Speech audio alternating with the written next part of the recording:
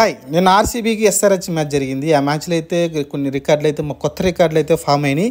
అందులో ఎస్ఆర్హెచ్ అయితే మళ్ళీ రికార్డు పెట్టింది. 277 పరుగులు ఏదైతే హైయెస్ట్ అనుకున్నామో ఐపీఎల్ చరిత్రలో. నిన్నైతే 287 పరుగులు 10 పరుగులు ఎక్స్ట్రా అయితే చేయడం చూసాం మనమైతే. ఇంకపోతే 25 పరుగుల తేడాతో అయితే ఎస్ఆర్హెచ్ గెలిచింది. మరి 25 పరుగులైనా లేకుంటే 100 పరుగులతో గెలవాల్సిందా అంటే నా ఉద్దేశ ప్రకారం అయితే కనీసం 50 పరుగులు 100 పరుగులు పైన గెలవాల్సింది. కానీ అన్ఫార్చునేట్లీ 25 పరుగులతోటే మనమైతే గెలిచాము ఎస్ఆర్హెచ్ టీం అయితే. చూడాలి మరి ఇంకా ఈ మ్యాచ్ ఎలా ఉంది ఏంటి విశేషాలు ఏంటి ఒకసారి చూద్దాం. ముఖ్యంగా దీని గురించి మనం మాట్లాడుకోవాలంటే బౌలర్స్ హెడ్ఏక్గా మారింది అనుకోవచ్చు ఈ మ్యాచ్ అయితే.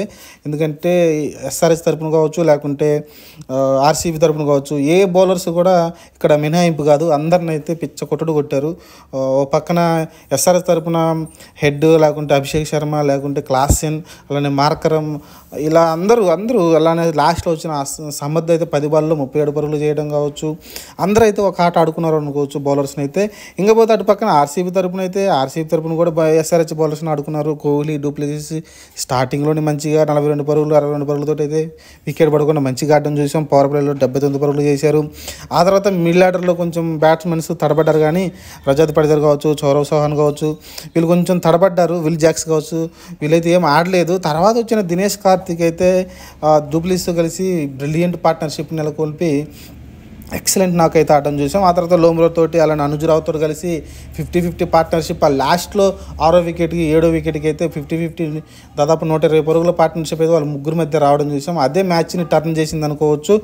ఒక రకంగా చెప్పాలంటే దినేష్ కార్తీక్ ఈ మ్యాచ్ ద్వారా లాస్ట్ మ్యాచ్ ద్వారా కూడా అతను అయితే ఎంఐతో మ్యాచ్ జరిగినప్పుడు కూడా క్లియర్గా చెప్తున్నాడు, T20 వరల్డ్ కప్ నన్ను సెలెక్ట్ చేయండి, ఫినిషర్గా నేను పనికొస్తాను, అలానే కీపర్గా కూడా పనికొస్తాను అయితే నేనైతే చెప్పడం చూస్తున్నాం. ఇది కొంచెం గట్టిగానైతే T20 వరల్డ్ కప్ అయితే ప్రెజర్ చేస్తున్నాడు దినేష్ కార్తిక్ అయితే. ఖచ్చితంగా అతన్ని సెలెక్ట్ చేసేలాగైతే గట్టిగా అయితే డోర్స్ అయితే కొడుతున్నాడు. ఇంకపోతే ఈ ఇంత హై మ్యాచ్ నన్ను మెచ్చుకోవాల్సింది ప్యాట్ కమిన్స్ గురించి అండి. ప్యాట్ కమిన్స్ ఏంటంటే స్టార్టింగ్ టాస్ వేసేటప్పుడే అతను మాట్లాడినప్పుడు చెప్పడం చూసాం, ఇక్కడ 240-250 పార్ స్కోర్ అన్నాడు. పార్ స్కోర్ అంటే మినిమం కొట్టడం అని అన్నాడు. ఎందుకంటే రెండు టీములు ఖచ్చితంగా 240 ఈజీ కొడతాయని అయితే అతను చెప్పడం చూసాం. భలే కెస్ చేశాడు ఆ పిచ్చిని చూసి అయితే. అతను అన్నట్టే, ఎందుకంటే ఆర్సీబీ కూడా 222 పరుగులు చేయడం చూసాం.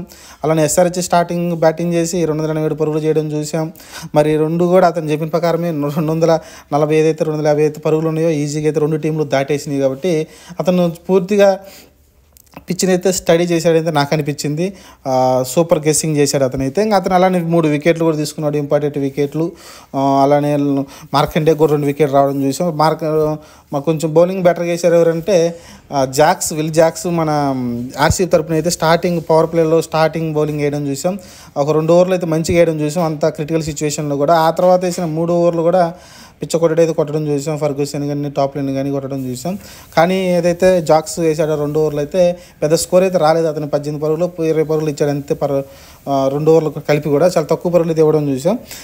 ఇది మరి ఇంకా ఈ మ్యాచ్ మరి ఏంటి, మరి బౌలర్ హెడ్ఏక్ మారుతుంది ఏంటి ఈ సిచ్యువేషన్లో ఏంటి అనుకుంటే, రీసెంట్గానే 1 వీక్ ఎంత అయింది అనుకుంటాను, 1 వీక్ 10 days అయింది 277 పరుగులు కొట్టి. దాన్ని చేజ్ చేస్తూ ముంబై ఇండియన్స్ కూడా దాదాపు దగ్గరకు రావడం చూసాం. 240 పరుగులు పైన చేయడం చూసాం. ఇక్కడ చూస్తే మళ్ళీ 287 పరుగులు ఎస్ఆర్హెచ్ చేస్తే మళ్ళీ ఇక్కడ ఆర్సీబీ వచ్చేసి 262 పరుగుల దాకా వాళ్ళు రావడం అంటే ఇది కొంచెం బౌలర్స్ కొంచెం వాళ్ళ ఆటతీరుని అయితే మార్చుకోవాల్సిన అవసరం అయితే కనిపిస్తుంది. రెండు టీములు, నేను ఎస్ఆర్హెచ్ని బౌలర్స్ కావచ్చు లేకుంటే బెంగళూరు బౌలర్స్ కావచ్చు, ఇద్దరైతే మార్చుకోవాల్సిన అవసరం ఉంది. ఎందుకంటే హెడ్కి వేసిన బాల్స్ మీరు చూస్తే యాక్చువల్గా ఇలాంటి సిచ్యువేషన్లో ఎందుకంటే స్కోర్ ఎలా పోతుంది, 10 ఓవర్ల వరకు మనం చూసాము. 10 ఓవర్లకి స్కోర్ ఎక్కడో వెళ్ళిపోయింది. ఎందుకంటే 7 ఓవర్లకే నియర్ 100 దాకా వచ్చేసింది ఎస్ఆర్హెచ్ది.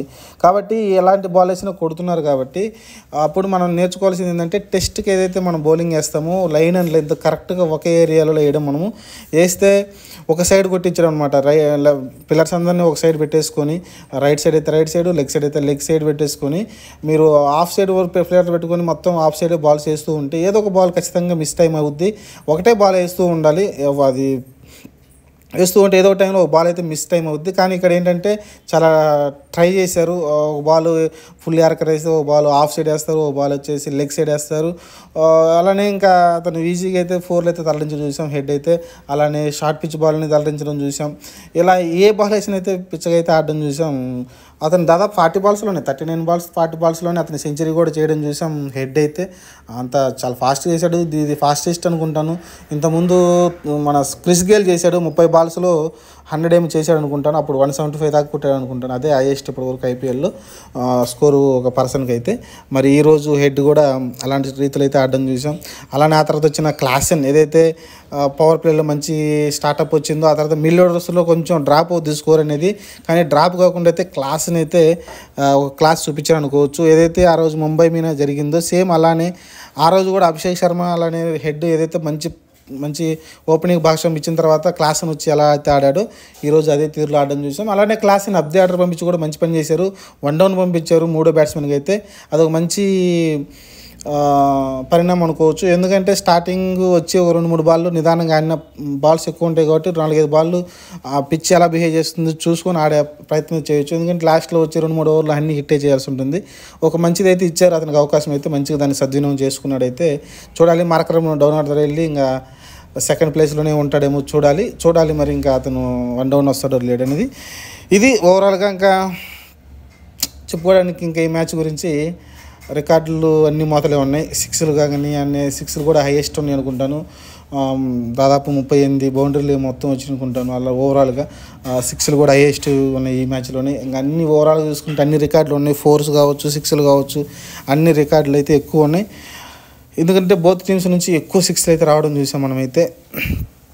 ఇంకా 4s ఎక్కువ ఆర్సీబీ టీం కొట్టింది. అందులోనూ మన దినేష్ కార్తీక్ అయితే ఎక్సలెంట్గా ఆడడం చూసాం. ఈ మ్యాచ్లో ఎక్కువ ఫారెన్ ప్లేయర్సే బాగా ఆడారు అనుకోవచ్చు. ఒక రకంగా చెప్పాలంటే దినేష్ కార్తీక్ మినహాయిస్తే వాటి పక్కన మనకి ట్రావెస్ హెడ్ కావచ్చు, క్లాసెన్ కావచ్చు, ఇటుక పక్క డూప్లెసిస్ కావచ్చు, వీళ్ళైతే మంచిగా ఆడడం చూసాం. మంచిగా అలానే కమిన్స్ కూడా మంచి బౌలింగ్ వేయడం చూసాం.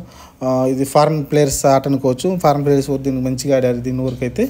ఇది ఓవరాల్గా మరి ఎస్ఆర్హెచ్ టీము నాకేమనిపించిందంటే ఇది ఏదైతే వాళ్ళు 5 వికెట్లు కోల్పోయారో 10 ఓవర్లకి 5 వికెట్లు దాదాపు కోల్పోయారు. ఆ టైంలో కొంచెం బౌలింగ్ లైన్ అండ్ లెంత్ కరెక్ట్గా వేసి ఉంటే బాగుండి అనిపించింది. ఎందుకంటే ఆ టైంలో కొంచెం లైన్ అండ్ లెంత్ వేస్తే కనీసం మనకి 60-70 పరుగుల కొంచెం విన్ అయితే దక్కేది మనకి. కానీ 25 పరుగులు విన్ అనేది నాకు తక్కువ అనిపిస్తుంది. T20లో పెద్ద విజయమే కానీ 287 పరుగులు కొట్టిన తర్వాత కూడా 25 పరుగుల విజయం అంటే నాకు కొంచెం అటు అనిపించట్లేదు. ఎందుకంటే మనం రీసెంట్గా చూసాం కదా కేకేఆర్ ఎలా అయితే 16 ఓవర్ల మ్యాచ్ని ఫినిష్ చేసి ప్లస్ రన్ రేట్ వచ్చేసింది వాళ్ళకి +1. అలానే ఈ మ్యాచ్ని మనం కొంచెం బెటర్గా పర్ఫామ్ చేసి ఒక 60-70 పరుగులు వచ్చింటే మనకు మంచి రన్ రేట్ అయితే ఉండేది, నెట్ రన్ రేటు. ఎందుకంటే రేపు ఫ్యూచర్ ఏదైతే మ్యాచ్లు ఆడబోతున్నామో ఇంకా మనం దాదాపు 8 మ్యాచ్ల దాకా ఆడతాం అనుకుంటాను.